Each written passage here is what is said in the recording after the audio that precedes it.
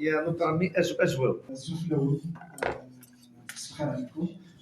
Premièrement, je tiens à remercier Riposte International d'avoir organisé cet événement qui nous a permis de voir davantage et en détail cette affaire de notamment et la condamnation à mort d'une manière générale.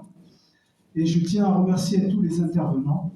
Je tiens à remercier également, à témoigner ma solidarité, notamment à ceux qui ont apporté leur témoignage, notamment les familles de victimes ou des détenus et les détenus les impliqués eux-mêmes. C'est bouleversant, franchement, ça m'a bouleversé personnellement. J'avais une vision de cette affaire qui était politique et aujourd'hui, j'ajoute la dimension humaine parce que ça m'a permis de rentrer en contact humainement avec des impliqués et franchement, c'est très très bouleversant. Je ne trouve pas les mots pour témoigner ma solidarité. Mon intervention va plutôt se porter sur l'aspect politique avant de poser la question à ce qu'on disait tout à l'heure, Ahmed, par rapport justement à votre ressenti ou perspective du procès qui est programmé pour le mois de mars. Exactement. Moi, je pense qu'il y a au-delà de l'aspect juridique ou judiciaire ou des anomalies, je pense qu'il y a une instrumentalisation politique, bien évidemment, et idéologique de la chose. Je m'explique, c'est que le pouvoir était ébranlé, notamment en 2019, avec ce qu'on appelle le Hirak. Et le pouvoir des militaires avait trouvé l'alliance avec l'arabo-islamisme, c'est ce qu'on appelle Badissia Novembaria communément. Mais justement, le pouvoir, en trouvant ce soutien chez l'arabo-islamisme, il fallait lui rendre l'ascenseur quelque temps après.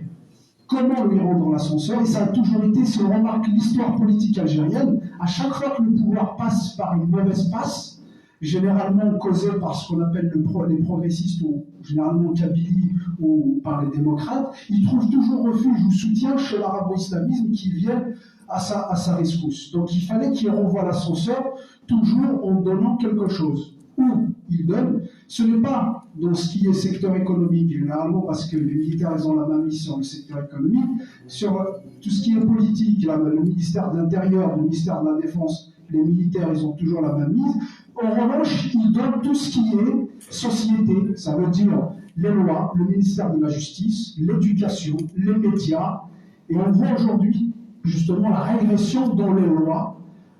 Si je prends par exemple dans la constitution algérienne, notamment la révision de 2020, on a effacé, c'est-à-dire le droit ou la liberté de conscience. Je ne sais pas si Maître va me confirmer ça ou me l'infirmer. Donc on a enlevé, c'est-à-dire c'est une concession vis-à-vis des islamistes. Et je pense que le procès de l'Arbaniyat et le fait de l'identifier justement ce qui s'est passé, d'identifier à une organisation entre guillemets qu'on a appelée organisation terroriste, qui est une organisation politique, malgré les divergences qu'on a avec le MAC, mais ça reste quand même une organisation politique, pacifiste, qui n'ont jamais eu recours à la violence, malgré toutes nos divergences. Donc, je pense qu'il y a cette dimension idéologique et politique à ce que, donc c'est une concession par rapport c'est-à-dire à l'idéologie qui était de soutien au pouvoir. Bien évidemment, pas tous les islamistes qui sont en soutien du pouvoir. Il y a des islamistes qui sont en dehors du pouvoir ou bien qui combattent même le pouvoir. En l'occurrence, Arachat qui a été qualifié comme organisation terroriste. Donc, j'aimerais bien, justement, pour ce que disait Madame tout à l'heure, par rapport à la montée de cette idée ou cette pensée qui calvaudait ou qui banalisait la condamnation à mort.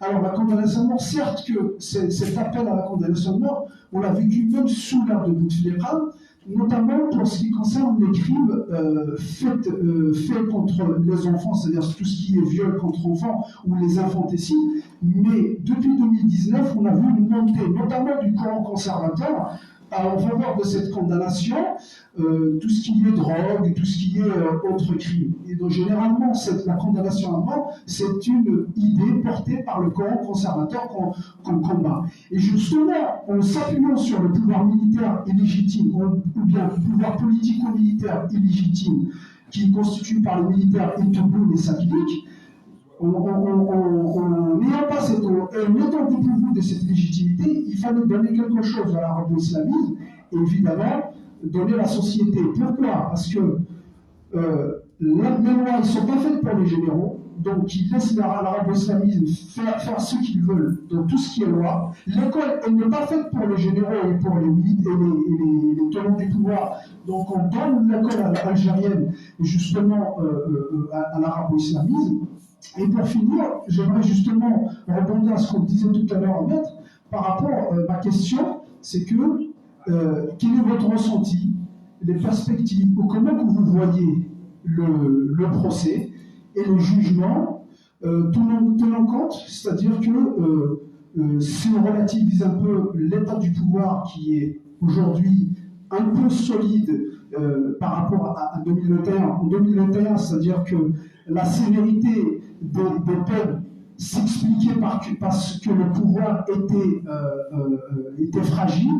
Il devait terroriser la société, notamment avec des peines très lourdes, pour pouvoir mater la société. Et aujourd'hui, quand nous voyons le pouvoir, c'est-à-dire relativement à 2021-2022, plus fort et plus solide, est-ce que vous pensez que les peines seront peut-être revues à la baisse, sachant que de toute façon c'est un procès politique?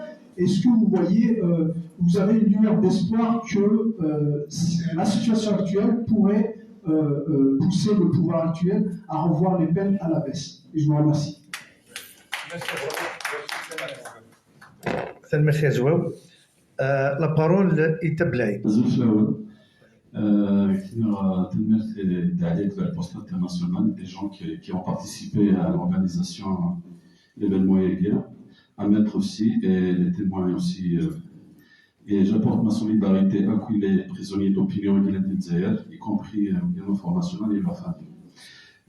Mon intervention, suite à ce que j'ai entendu par Maître, et les témoignages aussi, moi je dirais, après à la fin j'ai une petite question, je dirais que cette affaire la téléphone, on peut la mettre, enfin le pouvoir algérien, il la met dans le 87 bis, pour stigmatiser bien sûr l'Algérie. Le 87 bis est venu tout de suite après le soulèvement populaire, le pouvoir n'a pas pu étouffer ou arrêter. Avec toutes les combines qu'ils ont fait, ils ont mis le 87 bis uniquement pour mettre deux mouvements en mouvement terroriste, le MAC et la HF. Alors tout ce qui est maintenant ici en France, les militants ici en France, si vous êtes kabylophone, vous êtes du MAC, et si vous êtes arabophone, vous êtes de la HF.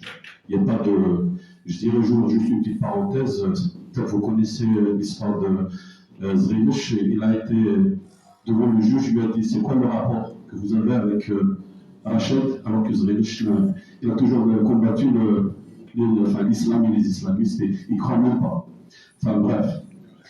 Et cette histoire du 87 bis et cette histoire des détenus de formationnel, moi, d'après ce que j'ai entendu, moi je pense qu'elle, enfin, c'est mon opinion, mais je la vois comme ça, elle est vraiment similaire à l'affaire de Babanja.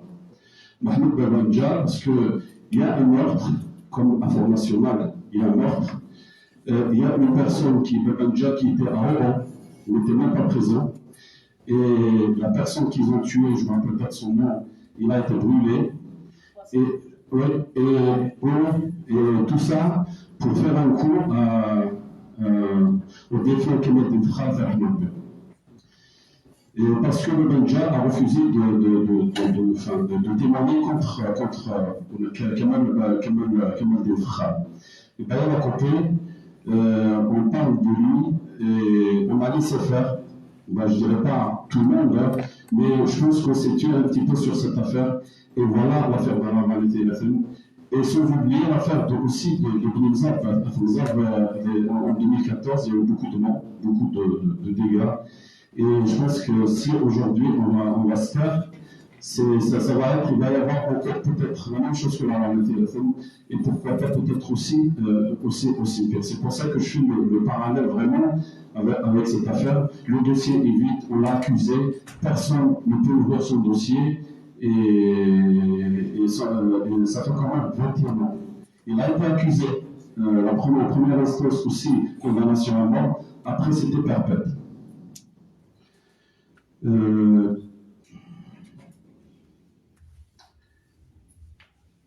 Qu'est-ce que j'ai pris quelques Non, notes. c'est Juste, fini. C'est fini. Oui. Bon, alors, enfin, c'est globalement, je ne veux pas rentrer parce que si on voit le procès, maître, je vous ai déjà vu sur, je pense que vous avez fait des lives sur oui, beaucoup de lives. Et j'ai entendu, je vous ai entendu sur certains points dans des lives, même ici, si on dit aujourd'hui qu'il n'y a pas de justice en Algérie, est-ce qu'on donne espoir aux familles? Est-ce qu'on donne espoir à ces détenus? Ça, c'est un point. Parce qu'on dit qu'il n'y a pas de justice. On sait très très bien que ces personnes-là, pour la plupart, je ne dirais pas peut-être tout le monde, mais pour la plupart, il y a eu des témoignages. Vous avez cité tout à l'heure qu'il y avait des personnes accusées qui témoignaient pour d'autres qui n'ont rien fait. Je pense vous corriger que les accusés n'ont pas le droit de témoigner, je pense. Quand il y a quelqu'un qui est accusé, on n'entend pas leur témoignage, mais au moins je veux revenir parce que lui, on n'entend pas son témoignage, il n'a pas le droit de témoigner. Mais le problème, c'est qu'il y a des personnes accusées des villes, dans des villages qui ont témoigné, on n'a pas entendu leur témoignage. Comment voulez-vous qu'on entende les témoignages des accusés? Ça, c'est un. C'est que s'il n'y a pas de justice, c'est quoi l'espoir pour ces gens-là? Et en question peut-être d'aller, puisque ça sera politique, c'est quoi notre rôle? Comment on doit faire pour arriver à arrêter tout ça? Voilà. Merci pour ton intervention. Baba Ndjar, c'est l'un des plus vieux et des plus anciens détenus en Algérie après ceux des années 90. Donc, à ce jour,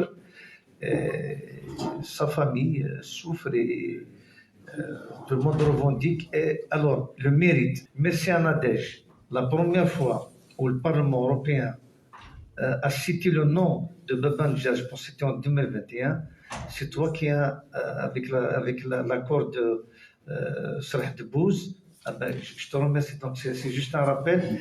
C'est notre ami Nadège qui a introduit le nom de Baba Ndjar au Parlement européen.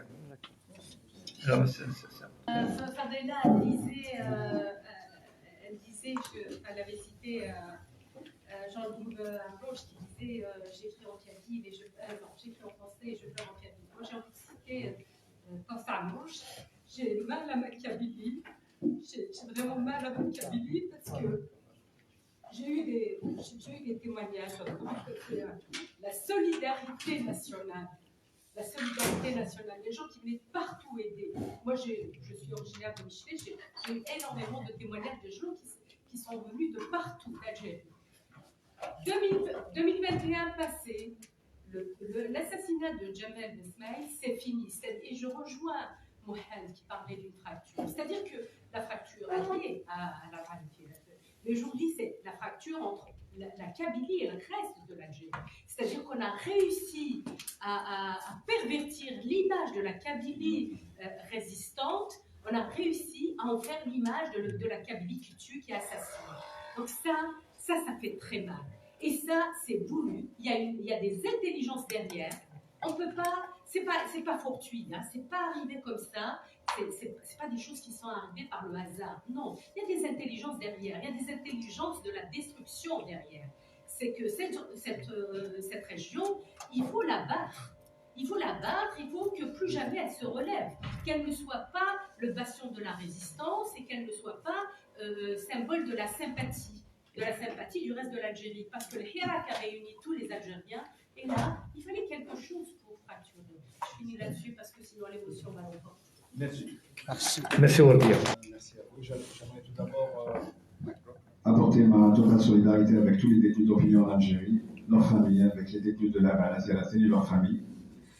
Je me rappelle d'un slogan في الحراك كان يقولوا الشعب واحد الخبرة كان يقول يا القبائل برافو عليكم الجزائر في الآخر.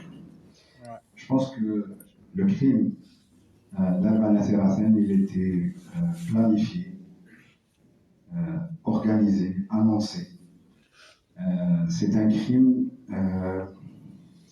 dont le but principal c'était l'unité nationale.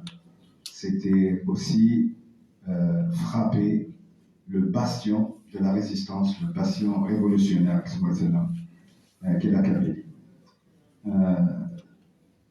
Une question pour maître. Est-ce que les policiers ont été entendus, qui étaient présents sur place? Est-ce que le commissaire a été entendu? Est-ce que le responsable de la DGSN a été entendu? Est-ce que tu parles maintenant a été entendu? Pourtant, tous ces gens qui représentent des institutions sécuritaires, leurs agents étaient présents. Donc voilà, Jacques. Non, merci Riyad.